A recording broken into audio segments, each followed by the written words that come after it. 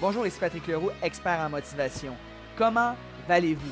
Comme vous le savez déjà probablement, dans les prochaines semaines, je donnerai une conférence publique qui s'intitule « M'enrichir, ce n'est pas du hasard, 5 stratégies pour acquérir l'indépendance financière ». C'est dans cette optique que je vous pose la question « Comment valez-vous » Je suis persuadé qu'une personne, avant qu'elle puisse réaliser ses rêves, elle doit d'abord se réveiller. Donc voici un petit truc pour vous mener vers l'indépendance financière.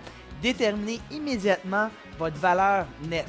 Déterminer votre valeur nette, c'est assez facile, c'est de prendre ses actifs moins ses passifs. Il s'agit tout simplement de s'asseoir et de mettre sur papier la valeur de ses actifs, comme votre maison, un chalet si vous en avez un par exemple, là où les voitures, des placements, la valeur de vos biens matériels, une police d'assurance par exemple, et ensuite vous allez soustraire vos passifs. Donc, encore une fois, vous mettez par écrit la valeur de vos passifs, que ce soit par exemple votre hypothèque, des emprunts que vous avez faits, la carte de crédit, des emprunts sur les voitures, et donc l'actif moins le passif vous donnera votre valeur nette. Et ensuite, posez-vous la question, aimez-vous ce chiffre?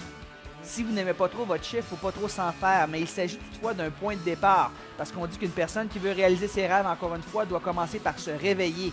La valeur nette de l'Américain moyen est de seulement 19 000 $ et on dit que 50% des baby boomers n'ont pas d'argent de côté. C'est horrible, mais toutefois, en faisant l'exercice de calculer votre valeur nette, c'est un point de départ qui vous amènera à vouloir augmenter votre valeur nette d'année en année. Alors, si vous avez aimé ce truc et vous aimeriez en connaître d'autres, je vous invite à assister à ma conférence spectacle « M'enrichir, ce n'est pas du hasard » et sur ça, je vous souhaite bon succès.